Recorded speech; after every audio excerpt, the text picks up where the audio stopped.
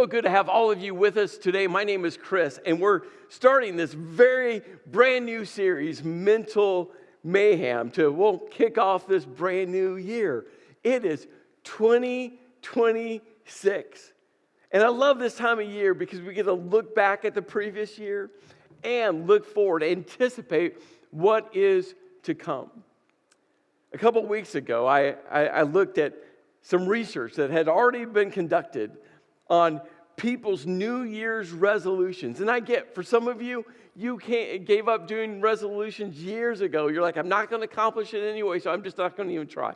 But I still like to write them down. I still like to have them. And they did this research, so like, what are the top resolutions? What are the top goals for people in 2026? And this list is not going to surprise you. I mean, this is just what gets put on the list almost every year. And the number one spot is that to exercise more, 48%. In fact, that's on my list. I already have my workout plans. I have my race schedule. I am ready for 2026 to exercise more. In the number two spot, again, nothing new, to save more money. You've just come out of a season where you spent a lot of money between Thanksgiving and Christmas and New Year's. You've made some unwise and wise financial decisions in 2025, and you're looking forward going, I just want to be wise. I want to save more. I want to be careful with every dollar spent.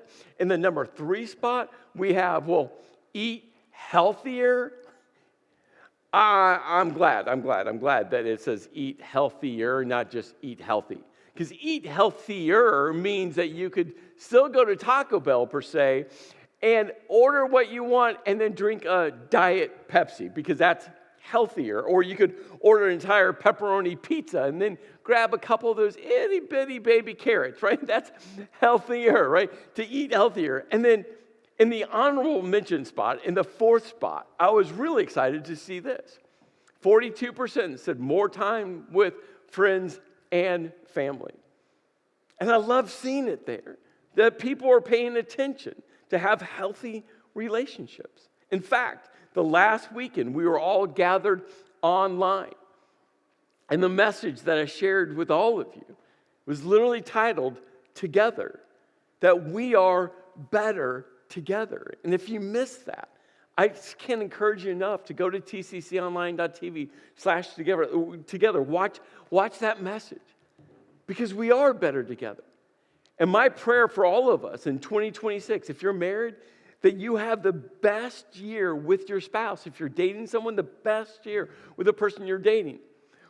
With your close friends, that you have the best year with your friends. If you're a parent or grandparent, that you have the best year with your grandkids, with your kids. And I get all of us have stories from 2025 where that person, those people hurt us, and when someone hurts us, we want to isolate, we want to shove away, we want to get rid of. But here's the thing. We were created for relationships. We are better together. And in fact, it's why this series, Mental Mayhem, is so important. Now, if you've stopped doing New Year's resolutions, New Year's goals, I get why. Because all of us know the statistics.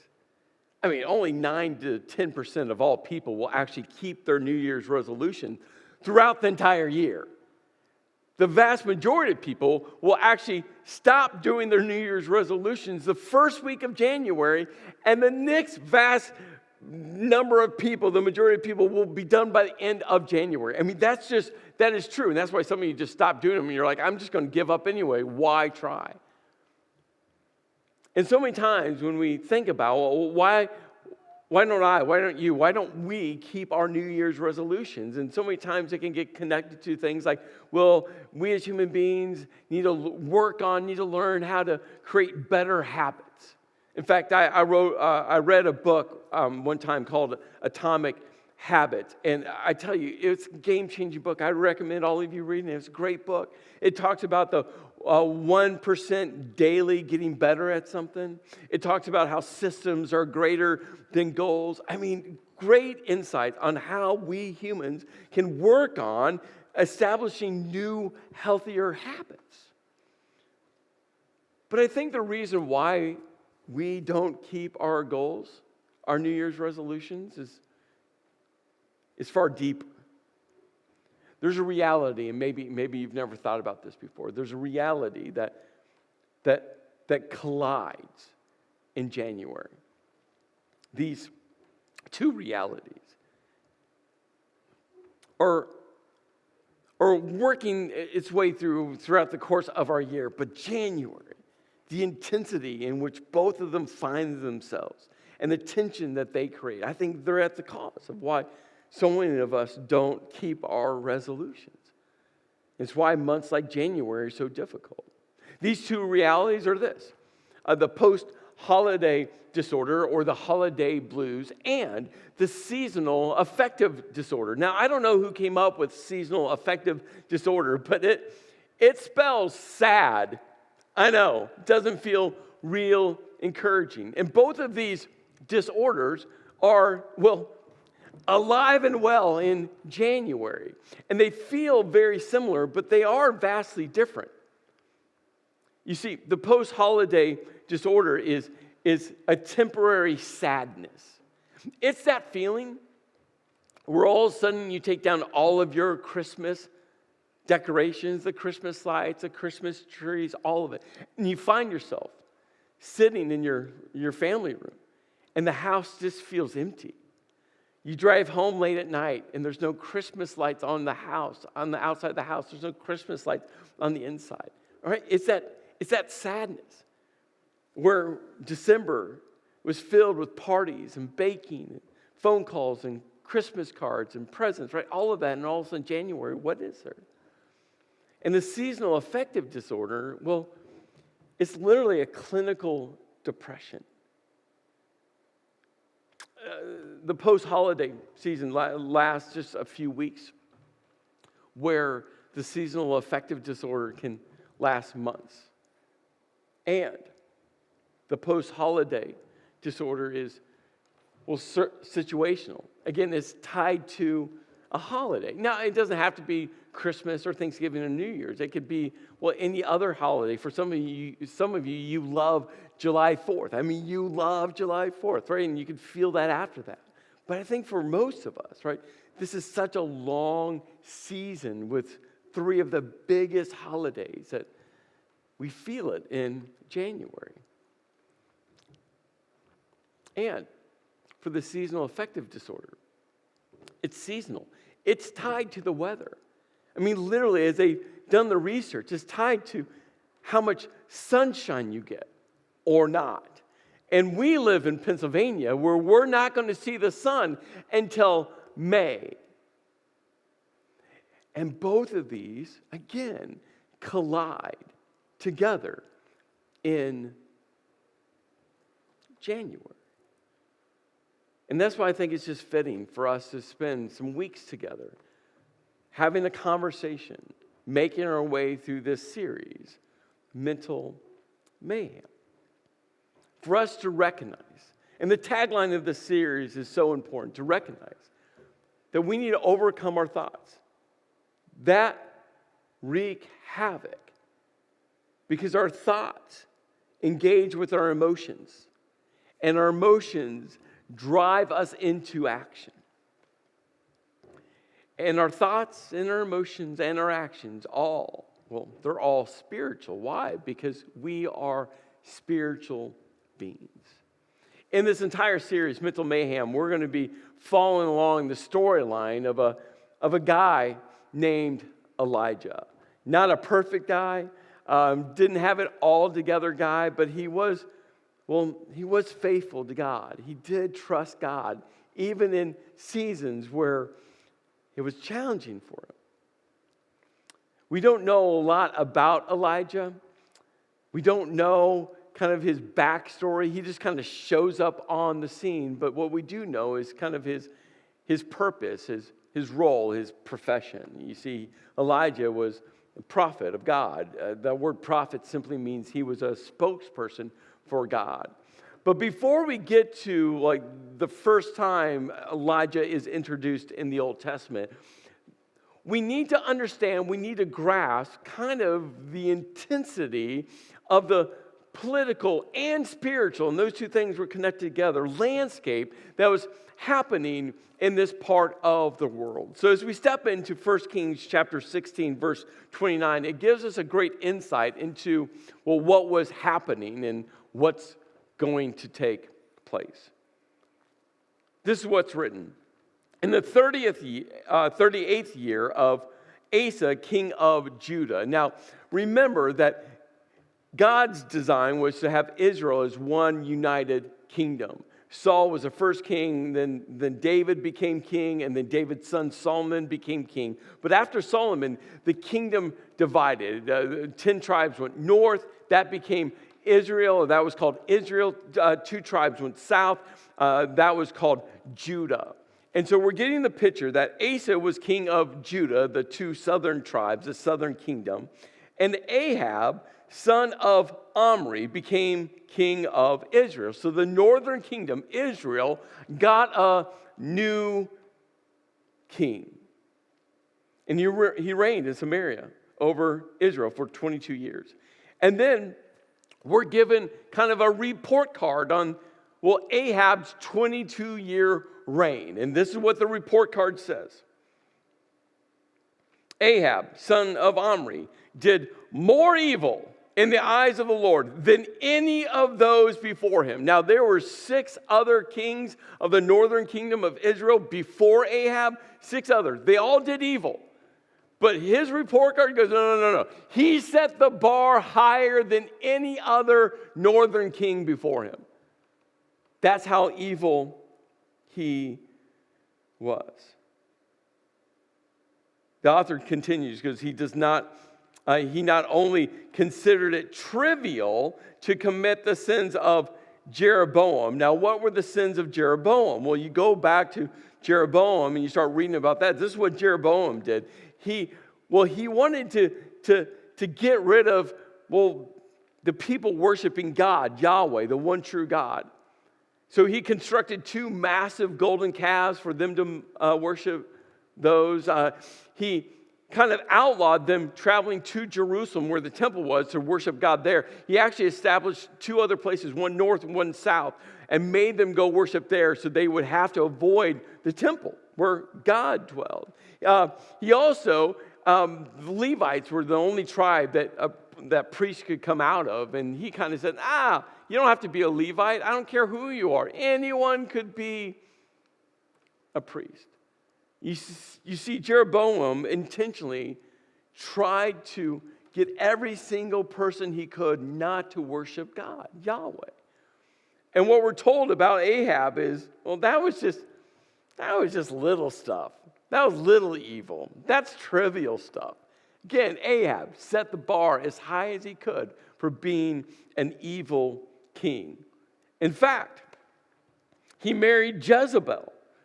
We'll hear a lot about Jezebel in this series. He married Jezebel, daughter of Ethbaal, king of the Sidonians, and began to serve Baal and worship him. Now, I want to pause quickly because we have to understand this Canaanite pagan religion that had really taken over this entire region. Now, there's some murkiness around all of this Canaanite pagan faith structure. Why? Because thousands and thousands of years ago, right, there's this murkiness in history. But what experts have kind of gathered is the Canaanite faith structure started with the god El. Now, this probably looks familiar to you because this is just kind of a generic name for God. That's why God's personal name, Yahweh, is so important. So in different areas of the world, in different languages, like El became like just the placeholder, like our word God, right? You could spell it with a capital G or a lowercase g, right? God, right? It became that kind of generic word.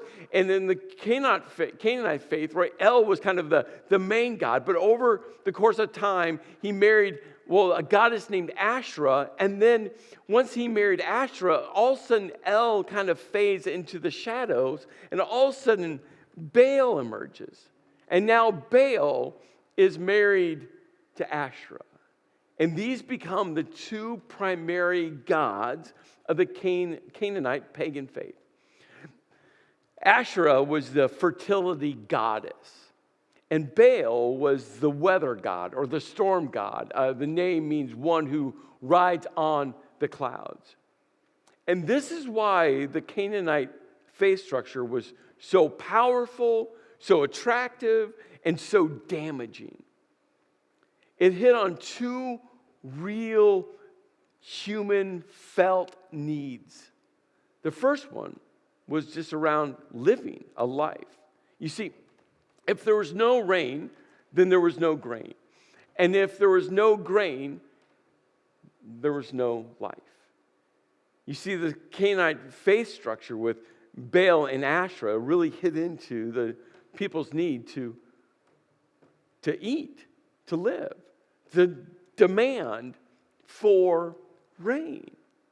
And remember, Asherah was the fertility goddess. And it hit on this, drive for sex. You see, in these ancient pagan faith structures, many of them believed in what was called sympathetic magic. That they believed as human beings, what they did on earth could influence the gods, the goddesses. And so the Canaanite faith structure believed that, if you walked into a temple and worshiped Asherah and Baal and engaged with temple prostitutes, that you could convince Asherah, the fertility goddess, and Baal to bring rain to the land. And so Ahab, intentionally, because he was after power,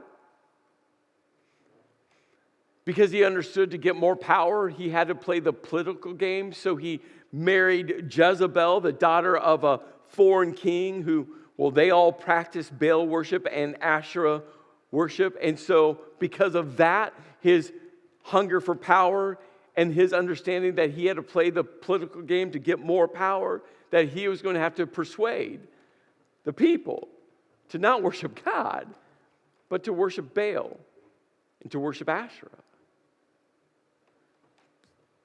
The demand for rain, the drive for sex. And all of this sets the tension. I'm talking red-lined tension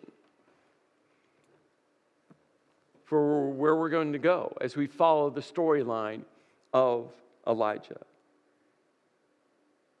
And then all of a sudden in chapter 17, we're introduced to Elijah for the first time. Now Elijah, the Tishbite from Tishbe in Gilead. Now that's a line, but basically he was from this region of Gilead, which is on the east side of the Jordan River, on the east side of Jericho. It was a very mountainous, rugged terrain. So I want you to get this picture that Elijah was this mountain man. He was a rugged man. He lived in harsh conditions. And Elijah's name is really powerful. It's two words slammed together. The word El, there you go. You recognize, right? That's the name for God. That's the kind of the generic name for God. And Yah, which is God's personal name, Yahweh. That Yahweh is my God. And Elijah, this mountain man, the Tishbite from Tishbe, from Gilead, said to Ahab, meaning Elijah goes, finds the king. I mean, he doesn't work up the channels. He doesn't send a homing pigeon to the king. No. He goes, finds the king. He walks right up to the king who has all the power, who has political influence. And oh, by the way, he's persuaded a whole bunch of Israelites to kind of follow his lead. And Elijah doesn't care. He walks right up to the evil King Ahab and says, as the Lord, the God of Israel lives, my God lives, not your gods. My God is alive. And my God, whom I serve. Hey, Ahab, I don't serve you, and I don't serve your wife, and I don't serve Baal, and I don't serve Asherah. Hey, Ahab, I serve Yahweh, the one true God. And looking at Ahab in the eyes, he said, there will be neither dew nor rain in the next few years, except on my word. You see, what God was doing through Elijah was going to the very epicenter, the theological foundation of the Baal, Asherah, the Canaanite pagan faith structure. God's like, I'm going right at the core. And who is God using?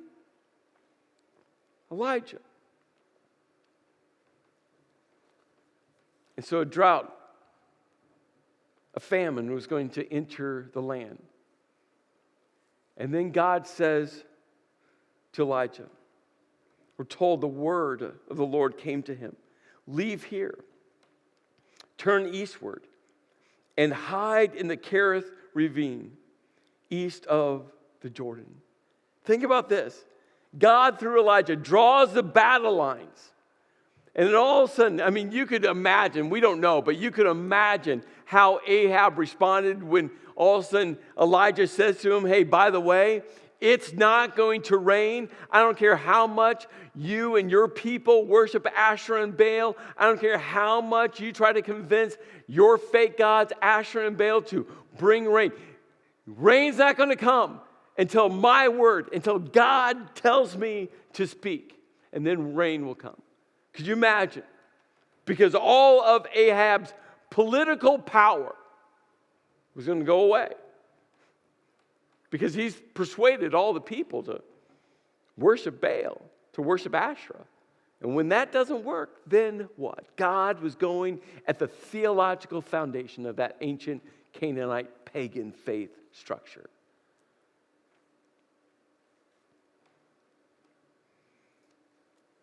So God leads him to a place to hide.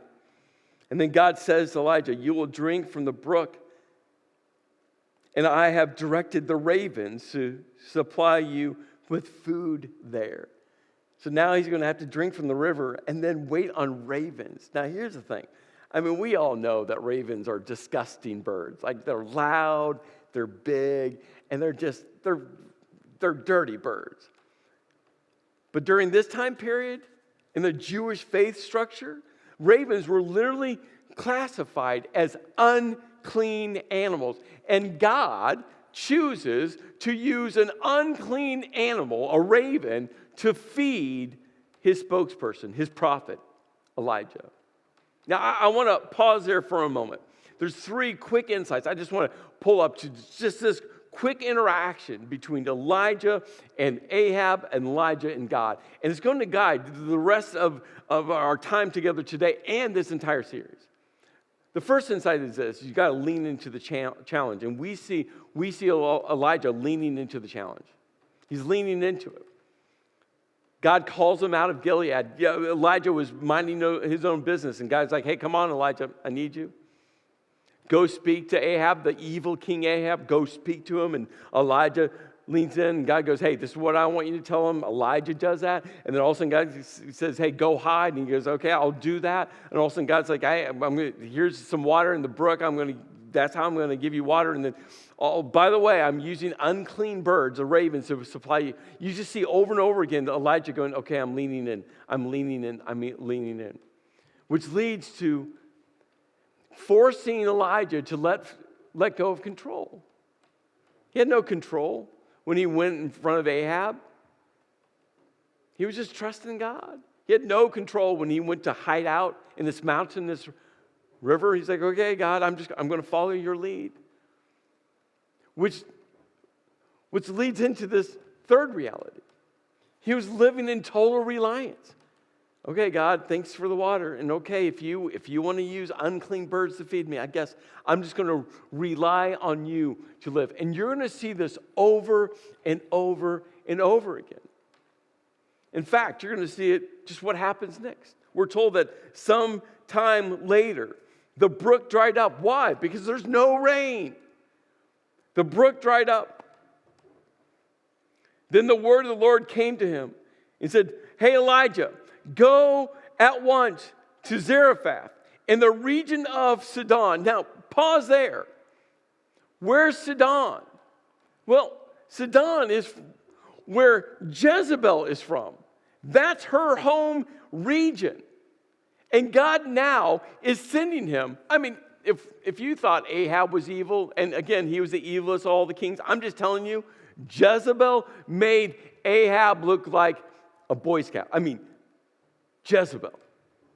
And God's like, hey, Elijah, I now want you to go to her homeland in Sidon and stay there. I've directed a widow, and Elijah had to scratch his head. What, a widow? We're in a famine. We're in a drought. How is she surviving? How is she getting food? You want me to go find a widow there to supply me with food? And God's like, yeah. Yeah, let go of control, and you got to rely on me.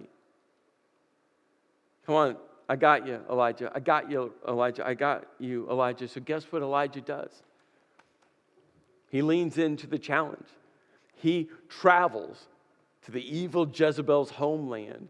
He finds this widow, says to her, hey, do you have some water? And oh, by the way, do you have some bread? And the widow replies to him, as surely as the Lord your God lives, I don't have any bread. In fact, I only have a handful of flour in a jar and a little olive oil in a jug. I'm actually gathering a few sticks to take home and make a meal for myself and my son that we may eat it and die. This was like their last meal. I told you, conditions were horrific because there's no rain. And God sends them to enemy territory to find a widow that literally was fixing her last meal for her son, and they were just going to die. And Elijah said to her, don't be afraid. Don't be afraid. Go home and do as you have said. But first, make a small loaf of bread for me from what you have and bring it to me. And then make something for yourself and your son. For this is what the Lord, the God of Israel, says. The jar of flour will not be used up, and the jug of oil will not run dry until the day the Lord sends rain on the land. You see, I think about our first interaction to learn about Elijah and how his life was filled with so many unanticipated moments. He was doing his own thing, living in Gilead, living in the mountain region, living in isolation, and all of a sudden God chose him.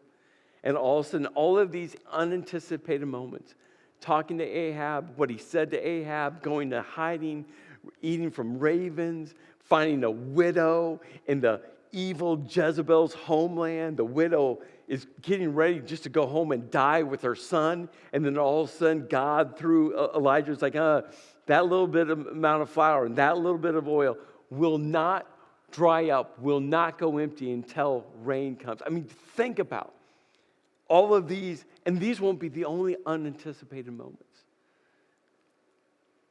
But here's what Elijah did.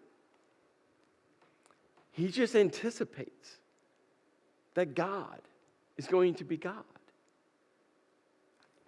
Think back to 2025. Your 2025 was filled with some unanticipated moments. Some small, little unanticipated moments and some pretty big ones. And my encouragement for all of us as we look into 2026 is I just want you to have this position of your heart, knowing that there's going to be more unanticipated moments to come your way. It's going to happen. But this is what I want you just to mentally prepare for. I want you to anticipate how you're going to respond when the unanticipated moments come your way.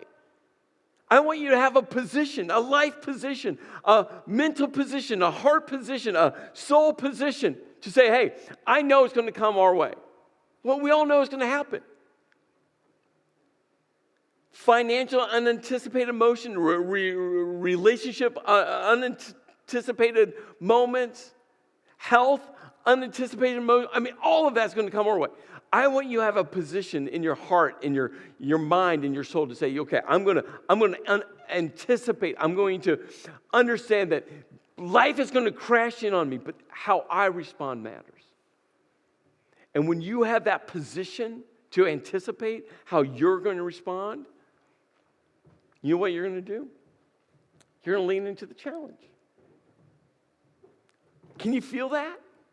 When we just focus in on all of a sudden that unanticipated moment crashes in, we're like, oh, I didn't see that coming. Oh, that hurts. I never expected she. I never expected he. I never thought I'd get that phone call. I never thought that job. I never thought financially I would, right? When we just lean into all that unanticipated, right, it just pushes us back on our heels.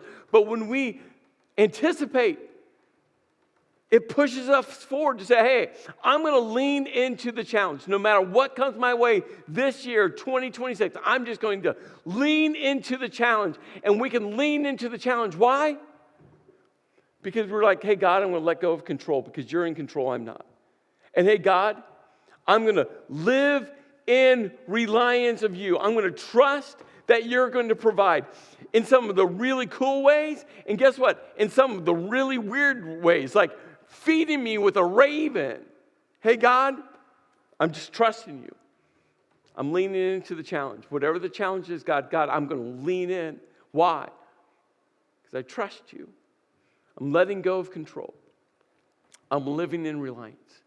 And here's my encouragement for you, just this week. Wake up, saying, God, in the unanticipated, I'm going to anticipate you being you. Hey, God, I'm going to lean into the challenge. Hey, God, I'm going to let go of control. Hey, God, I'm going to live in reliance. And watch what happens with the thoughts in your mind. Let's pray. Lord, I pray that we have the same posture as Elijah, because we know the unanticipated is going to crash into us. So, Lord, may we anticipate our response. Because, God, you have us. You got us. May we lean in. May we let go. And may we just rely on you. In your name I pray. Amen.